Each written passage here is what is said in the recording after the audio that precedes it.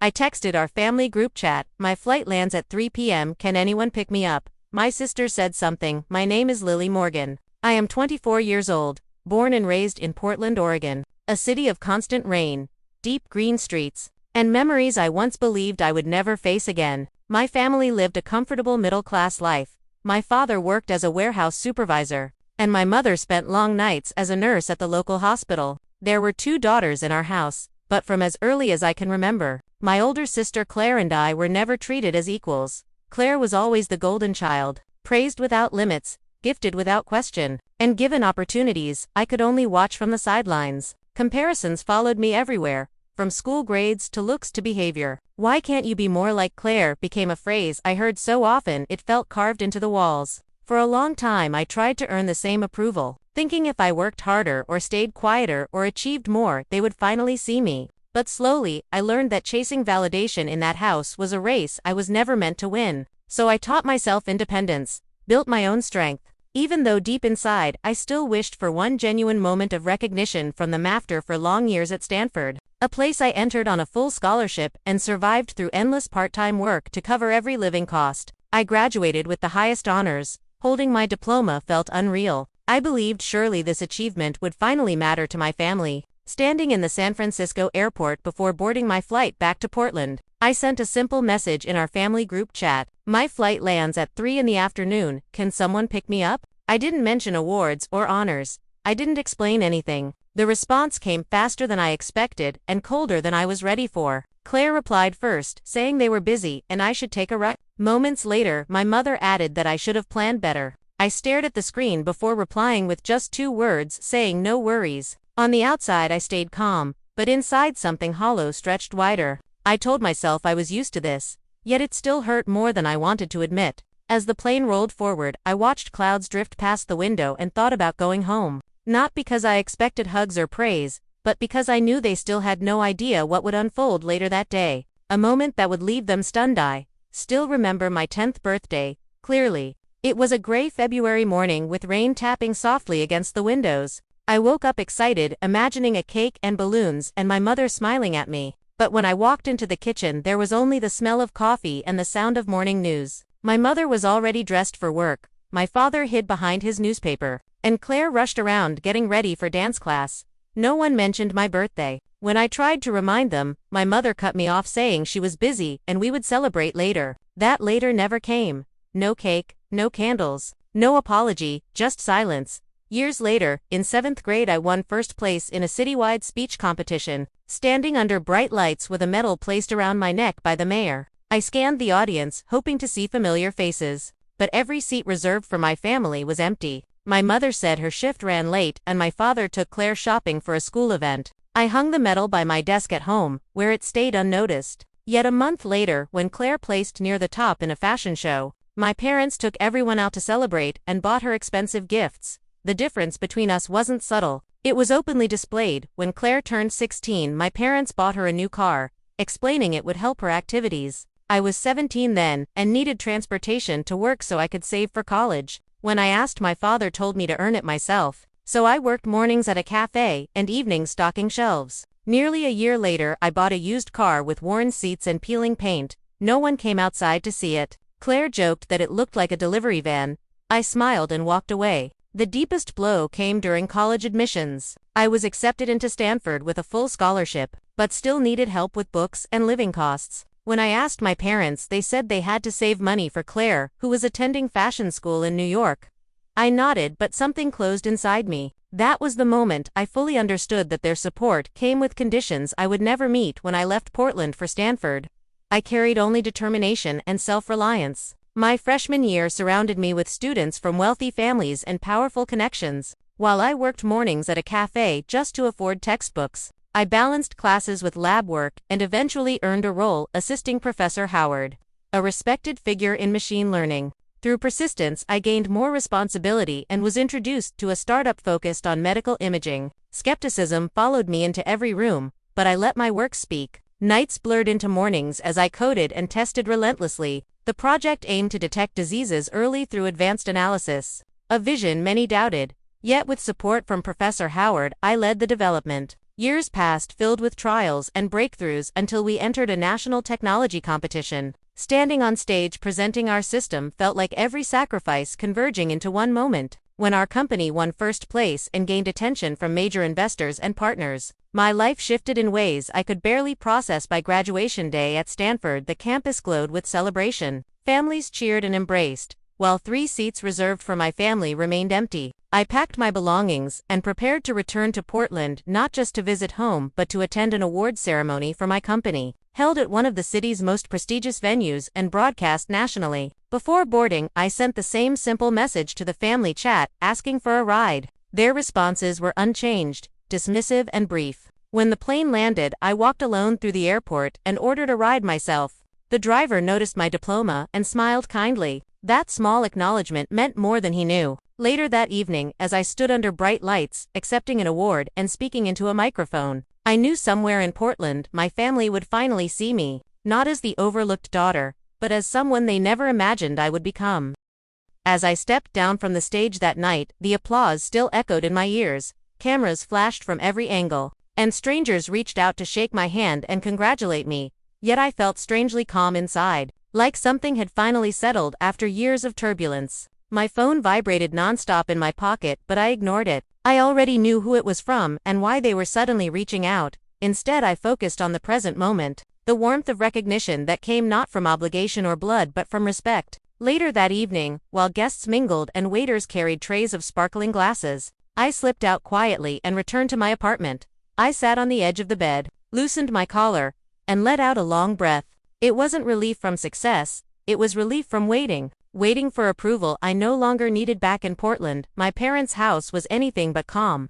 The television replayed highlights of the ceremony while phones buzzed endlessly on the kitchen table. Messages poured in from relatives, neighbors, old friends, all repeating the same shock and praise. My mother stared at the screen, replaying my name as if seeing it again might change something. My father paced slowly, rubbing his forehead, and Claire sat stiffly scrolling through articles about the company, her jaw tight. When my mother finally called me again, and it went unanswered, she whispered my name like she had lost the right to say it. For the first time, silence pressed back at them instead of meat. 2 days later, I was back in San Francisco, immersed in work. The office buzzed with new energy as plans for expansion filled whiteboards and conference calls stacked one after another. Just before noon, my assistant told me there were visitors waiting. When she said their names, I felt no surprise, only a quiet understanding that this moment had been inevitable. I walked toward the lobby and saw them standing there, uncertain and overdressed, as if entering unfamiliar territory. My mother smiled too quickly, my father straightened his posture,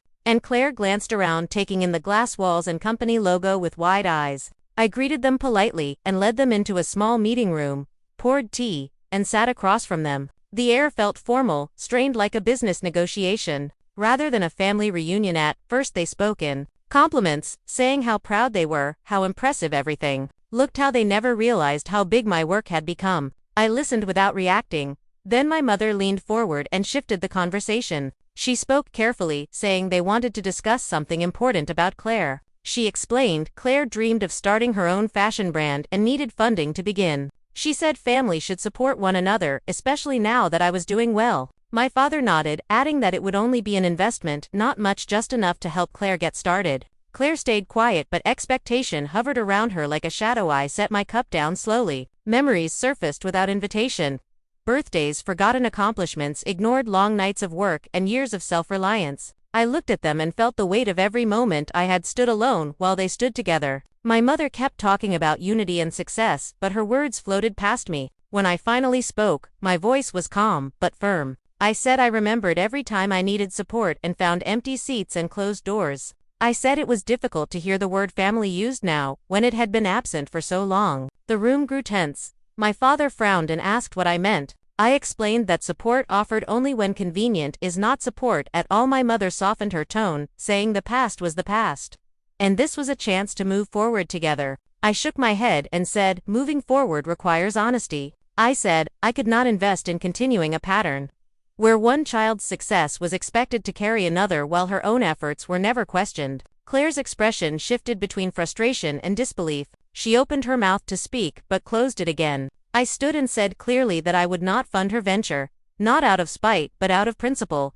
I said, passion is proven through perseverance, not borrowed money. Silence followed, heavy and uncomfortable. My mother looked wounded. My father sighed deeply. And Claire stared at the table. I added that I had chosen to invest my resources elsewhere, into a scholarship fund for young women in STEM, who lacked support and opportunity. I said I wanted to be the help I never had. My mother asked quietly if this meant I was turning my back on them. I answered that I was choosing balance and respect. That relationships must be mutual or they collapse under their own weight. They left shortly after without resolution, footsteps fading down the hallway. When the door closed behind them, I felt a strange mix of sadness and clarity. I returned to my desk and finalized the scholarship plans, reviewing names and stories of young women who reminded me of myself years ago. Each confirmation felt like a promise kept, not to anyone else, but to the version of me who once waited for recognition. In the weeks that followed, my life settled into a rhythm I had never known before. Work was demanding but fulfilling.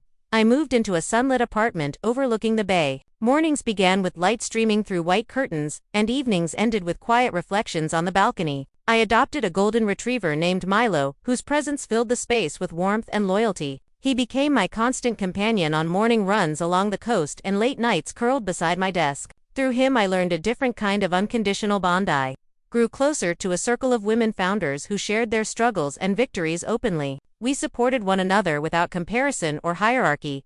They became my chosen family. I also dedicated time to mentoring students and expanding the scholarship fund, meeting young women whose eyes lit up when they realized someone believed in them. Each conversation healed a small part of me I hadn't realized was still wounded. Months later, I stood at a technology seminar answering questions from students. One asked how to cope with seeking approval from family. I paused before answering and said, recognition is something you build within yourself, not something you wait to be handed to you. As I spoke, I realized those words were no longer advice but truth. I lived by that. Winter, I was named among the top young leaders in technology. At the ceremony, applause filled the room, but it felt different now. Not like validation, but acknowledgement of a journey already complete in its own way. Later that night, I saw my parents had shared the news online, calling me their daughter. I read it without emotion and marked its scene, not because it hurt but because it no longer defined me. Driving home, across the bridge, one evening with Milo resting quietly in the back seat, the city lights reflected across the water and calm filled me completely. I realized success had not changed my family, it had changed me, and that was enough. Life continued to unfold at a pace that felt both demanding and steady, each day layered with purpose rather than pressure. My mornings began early with Milo tugging eagerly at his leash as we ran along the shoreline. The cold air sharpened my lungs, the sound of waves grounding me before the day began. After that, I stepped into the glass building that housed Luminina Diagnostics, a space filled with quiet focus and relentless motion. Expansion plans moved from sketches to contracts. New hires filled desks that once stood empty, and meetings stretched across time zones as partners from different countries joined calls. It was exhausting work, but it was the kind that left me energized instead of drained. Because every step forward was something I had chosen. Despite the growing demands, I made space for what mattered. I kept my evenings free at least twice a week, cooking simple meals at home, sometimes alone with Milo curled at my feet, sometimes hosting friends from the startup circle who brought wine, laughter, and stories of their own challenges. Those dinners felt more nourishing than anything I had known growing up. There was no comparison, no hierarchy, no unspoken competition. Just people listening and celebrating one another honestly. It reminded me how different life could be when affection was not conditional. The scholarship fund also grew faster than I expected. Applications poured in from young women across the country. Each story carried echoes of my own. Parents who could not help, schools that underestimated them, voices that told them to be realistic instead of ambitious. I read every application myself late at night, sometimes pausing to wipe my eyes when a sentence hit too close to home. Selecting recipients was not easy, but it felt meaningful. When I called the first group to tell them they had been chosen, their reactions ranged from stunned silence to tears. Those calls stayed with me far longer than any award ceremony. My parents did not contact me during that time. Weeks passed without messages or calls. The family group chat stayed quiet except for the occasional unrelated photo my mother shared. I noticed it but did not reach out. The distance no longer felt like rejection. It felt like space I needed. Claire remained silent as well, though occasionally I noticed she viewed my posts within minutes. A small detail that once would have mattered deeply but now only registered faintly. One afternoon, while reviewing documents in my office, my assistant, informed me that a journalist wanted an interview focusing on my background rather than the technology. My first instinct was to decline, but after a moment I agreed. The interview took place in a quiet conference room. The journalist asked about my upbringing, challenges, and motivation. I answered honestly, without bitterness, speaking about independence, resilience, and learning to define success internally. When the article was published, it gained more attention than I anticipated. Messages arrived from strangers thanking me for articulating feelings they had never been able to express. That response reinforced something I had been learning slowly. Our stories matter not because they impress but because they connect. That same week, an unexpected email arrived from Claire. The subject line was short and simply my name. I stared at it for several minutes before opening it. The message was cautious and uneven, as if rewritten many times. She said she had been thinking a lot about everything that happened. That seeing me succeed forced her to question things she had never questioned before. She admitted she felt lost, unsure of her own direction, and angry at herself for depending on others' expectations. She did not apologize directly, but there was vulnerability in her words that I had never seen before. I did not respond immediately. I let the email sit while I considered what I wanted and what I was willing to give. Days later, I replied briefly, but honestly. I told her I hoped she found clarity and fulfillment on her own terms. I said I believed she was capable of building something meaningful if she truly wanted it, but I also made it clear that our relationship would need time and boundaries to change. I wished her well and left it at that. Pressing send did not bring relief or guilt, just a quiet acceptance that healing does not always come with reconciliation. As months passed, milestones accumulated almost quietly. The company secured another major partnership. Our technology began rolling out in hospitals overseas, and internal teams grew stronger and more confident. I found myself mentoring younger engineers, not just technically but emotionally, reminding them that doubt does not disappear with success. You simply learn to move alongside it. Those conversations mirrored the guidance I once needed and never received. During the spring, I was invited to speak at a large conference in Chicago.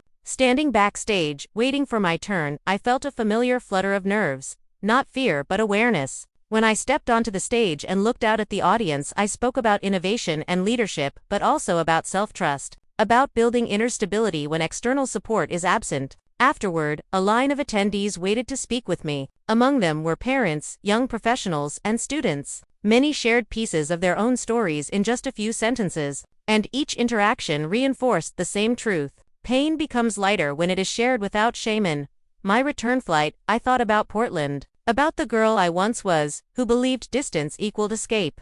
I realized now that leaving had not erased my past but reframed it. Those memories no longer controlled me, they informed me. I could hold them without being held back. That understanding felt like a quiet victory. Summer brought longer days and a slower rhythm outside of work. Milo and I spent weekends hiking trails overlooking the ocean, the wind carrying the smell of salt and pine. Sometimes I sat on a bench watching the horizon, thinking about how full my life felt. Not crowded but complete. There were still moments of sadness when certain memories surfaced unexpectedly, but they passed without sinking roots. I no longer questioned my worth during those moments. I simply acknowledged them and moved on. Near the end of summer, my mother sent a message asking if we could talk. I read it without immediate reaction. The words did not carry urgency or demands, just a request. I did not respond right away. I waited until I felt steady enough to choose rather than react. Days later I replied, suggesting a brief call at a scheduled time. The conversation was awkward and careful. She congratulated me again and spoke about how much had changed. I listened politely but kept the exchange neutral. When she hinted at regret, I acknowledged it without reopening old wounds. The call ended without resolution but also without conflict. And that was enough. Afterward, I sat quietly with Milo resting his head on my knee. I realized something important had shifted. I could engage without collapsing inward or hardening outward. I could be present without sacrificing myself. That balance had once seemed impossible but now felt natural. As autumn approached and fog rolled across the bay each morning, I found myself thinking less about what I had lost and more about what I had built. Not just professionally but internally. Confidence that did not require applause. Peace that did not depend on approval. And a sense of belonging rooted in choice rather than obligation. My life was not perfect and it never would be, but it was honest and intentional, and that made all the difference. As the year turned and winter settled gently over San Francisco, my days took on a quieter confidence. The rush of constant proving had faded, replaced by deliberate movement and steady focus. At Luminina Diagnostics, our teams were no longer scrambling to be seen. We were building systems meant to last. Protocols refined, partnerships strengthened, and impact measured not in headlines but in outcomes. I spent long hours in meetings reviewing progress and guiding strategy. Yet I no longer felt consumed by work, I felt aligned with it. Each decision reflected values I had shaped through years of standing alone. Outside the office, my life felt grounded and warm. Milo had grown into his paws and carried himself with calm loyalty. Every morning he waited patiently as I laced my shoes, tail sweeping the floor. Our runs along the water became meditative, fog lifting slowly as the sun climbed. Those moments reminded me that consistency creates its own kind of peace. Evenings were often spent reading on the balcony or cooking simple meals while music drifted softly through the apartment. There was comfort in routines chosen freely. The scholarship fund reached a milestone when the first recipients began their programs. I received messages from them describing orientation days, first lab assignments, and the relief of knowing expenses were covered. I responded to each with encouragement, never positioning myself as a savior but as proof that paths can open even when they begin closed. During one virtual meeting, a student shared how her parents had doubted her decision to pursue engineering. I listened and told her doubt does not disappear when success arrives. It simply changes shape. Learning to trust yourself is the real education. Saying it out loud felt like closing a circle. Meanwhile, my relationship with my family remained distant but civil. Occasional messages arrived on holidays or after public announcements. I replied politely without opening doors too wide. The absence of tension surprised me. I had expected either conflict or longing. Instead, there was neutrality, a space where I could breathe. Claire sent another email months after the first, this time sharing that she had taken a part-time job while working on small design projects. There was no request for help, just an update. I replied, with brief encouragement, recognizing effort without stepping into old roles. One afternoon, an invitation arrived for a leadership retreat in the mountains outside Tahoe. Attendance was limited to founders and innovators focused on social impact. I hesitated briefly before accepting. The retreat promised reflection rather than networking, which felt rare. The first evening, we gathered around a long wooden table, sharing stories of failure and resilience. When it was my turn, I spoke about learning independence early and the cost it carries, about redefining family through intention. The room listened quietly. Afterward, several people approached to thank me for articulating something they had lived but never named. During the retreat, a mentor figure named Daniel pulled me aside for a walk along the trail. He spoke about sustainability not just in business but in life. He said growth without rest becomes erosion. The words stayed with me. On my return to the city, I began adjusting my schedule, delegating more, trusting my team, and carving out time that was not productive by conventional standards. I took a short trip north with Milo, spending days hiking and writing reflections longhand. Those pages held gratitude and grief side by side, neither canceling the other. Spring arrived with color and movement. Cherry blossoms lined streets near my apartment, and the air softened. Luminina Diagnostics announced a new initiative expanding access to our technology in underserved regions. The launch was met with praise, but I focused on execution. Behind-the-scenes challenges surfaced and teams leaned on me for clarity. I responded not with urgency but steadiness. Leadership had become less about answers and more about presence. Around that time, my mother requested another call. I agreed to meet in person during a brief visit she planned to the city. We chose a quiet cafe near the water. When she arrived, she looked older and smaller somehow. Conversation began cautiously. She spoke about seeing my interviews and realizing how little she had known about my life. I listened without interruption. When she paused, I said I appreciated the acknowledgement, but I needed honesty rather than apologies shaped by hindsight. I explained that our relationship could exist only if it respected boundaries and reality. She nodded slowly. There were tears but also acceptance. When we parted, there was no embrace, just a gentle understanding. And that felt appropriate. Afterward, I walked along the shore alone, letting waves punctuate my thoughts.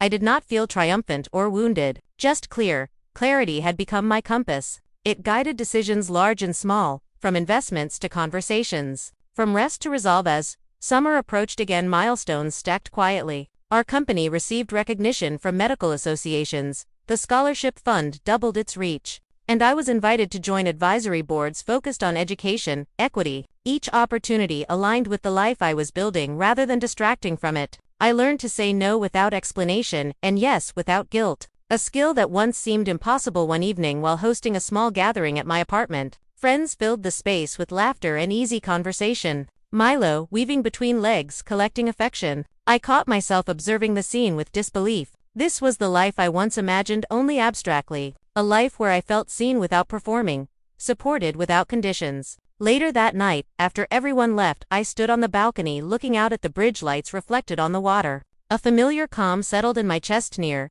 the end of summer, a letter arrived from one of the scholarship recipients. Handwritten and careful, she wrote about passing her first major exam and calling her grandmother, who cried with pride. She thanked me not just for the funds but for believing she belonged. I folded the letter and placed it in a drawer where I kept reminders of why I chose this path. Success had many markers, but this felt like the truest one. As months flowed into each other, I noticed how little I thought about proving anything. Ambition still lived in me, but it was no longer fueled by absence, it was fueled by intention. I wanted to build systems that outlasted me, and relationships that honored choice. The girl who once counted empty seats had grown into a woman who chose where to sit and who to invite. Standing at the edge of another year, I reflected on how far I had traveled without leaving myself behind. Independence had once been armor, now it was simply part of me, softened by connection and guided by self-respect. Whatever came next would be met on my terms, steady and unafraid.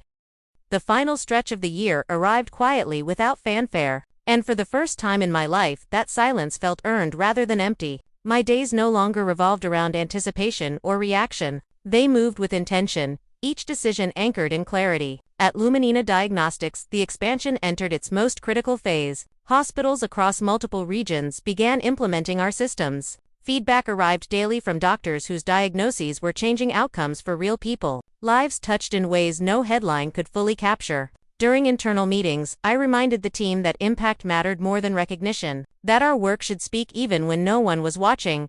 Outside the office, my life remained steady and grounded. Milo had learned my routines so well that he seemed to anticipate my thoughts. He waited patiently during long work sessions and bounded with joy the moment I closed my laptop. We continued our morning runs, even when fog clung low to the ground. Those runs became symbolic to me, moving forward even when visibility was limited. Trusting that the path still existed beneath my feet, the scholarship fund reached another turning point. When we hosted a small gathering for recipients who could attend in person, I stood in a modest hall watching young women talk animatedly about classes, projects, and futures that once felt unreachable to them. I did not give a speech. I walked among them, listening, answering questions when asked, offering reassurance when nerves surfaced. One student told me she had stopped apologizing for her ambition. Another said she had learned to ask for space instead of permission. Hearing that affirmed everything I had chosen. My family remained present only at the edges of my life. Holiday messages arrived polite and restrained. I responded with the same tone. There was no bitterness left to resolve, only distance shaped by experience. Claire sent one final update near the end of the year, saying she had sold her first small collection online and was proud she did it herself. I replied with a simple message saying I was glad she found her way. It felt honest and complete. As December settled in, I received an invitation to attend an end-of-year recognition ceremony for leaders in technology and social impact. The event was formal but intimate. When my name was mentioned, the applause felt warm but distant, not because it lacked meaning but because my center no longer shifted with it. Later that night, alone, in my hotel room, I reflected on how different this felt from earlier milestones. Back then, every achievement carried a question mark, asking if it would finally be enough. Now, success simply existed without explanation. On the drive home from the airport, I took the long route along the coast. The sky stretched wide and pale as the sun dipped low. Milo rested quietly in the back seat, his presence constant and reassuring. Music played softly as the road curved ahead. I realized that peace was not the absence of struggle but the absence of self-betrayal. I no longer twisted myself to fit expectations that were never meant for me. One evening, as the year closed, I sat on the balcony wrapped in a blanket, watching the bridge lights shimmer against dark water. I thought about the girl who once waited for someone to show up and the woman who now chose where to stand. There was no anger in the comparison, only compassion. She had done the best she could with what she had, and she had carried me here. I opened my notebook and wrote without planning. Not goals or strategies, but acknowledgments. I acknowledged the pain that shaped my resilience, the silence that taught me self-trust, the distance that clarified my values. I wrote about chosen family and earned peace, about the strength found in saying no, and the freedom found in saying yes to myself. As midnight approached, I closed the notebook and sat quietly. There was no dramatic resolution, no reconciliation montage, no final victory scene. Just a sense of wholeness that did not need witnesses. I understood then that winning was never about proving anyone wrong. It was about choosing myself consistently, even when it was uncomfortable.